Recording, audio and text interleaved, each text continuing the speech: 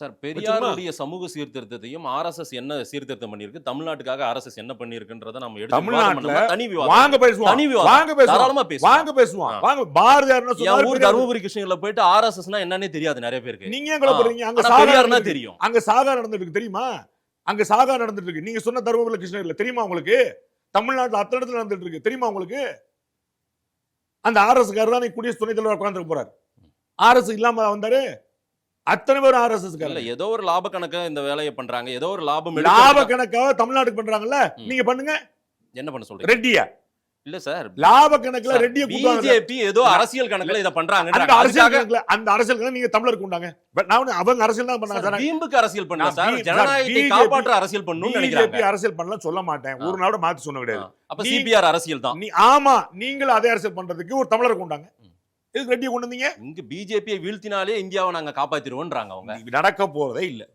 நீங்க கூட்டணியில இருந்தாலும் நாளைக்கு வர போறாரு. கூட்டணியில் இருந்தாலும் நாளைக்கு வர போறாரு. ஆமா. யார் சார்? கூட்டணியில எல்லாம் பேசுறவங்க எல்லாம் தான். பிஜேபி கூட்டணியில இருந்தவங்க பிஜேபி கூட வர போறாங்க.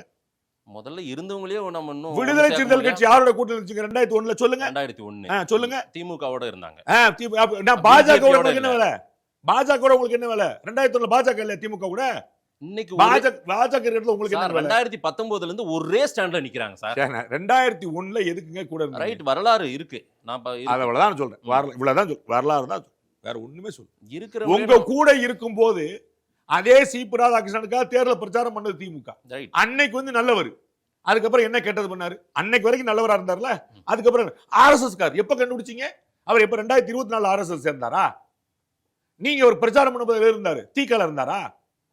என்ன அதே பிஜேபிக்கு நீங்க என்ன சொல்றீங்க? தமிழக முன்னாள் முதலமைச்சர் அமரர் கலைஞரோட ஸ்டேட்மெண்ட், பிஜேபி பத்தி ஆர்எஸ்எஸ் பத்தி தவறான புரிதல்கள் தமிழ்நாட்டில் இருக்கிறது, அது சரி செய்ய வேண்டிய நம்முடைய கடமை. எடுத்து கொடுக்கவா முரசொலி கட்டுறியா? இருக்கு சார். நல்ல நோக்கத்துல எதுவும் பிஜேபி செய்யாதே. இப்ப சிபிஆர் வந்து ஒரு தமிழரை அடையாளப்படுத்துறது மட்டும் நம்ம என்ன, நீங்க அவருக்கு பிரச்சாரம் பண்ணீங்களே, அப்ப அவர் என்ன பண்ணிருந்தாரு? அப்புறம் மாத்தி நம்மளார் நான் சார் 99ல அவருக்கு பிரச்சாரம் பண்ணும்போது நல்லவரா இருந்தாரு, அதுக்கப்புறம் வந்து குண்டு வச்சாருன்னு சொல்லுங்க.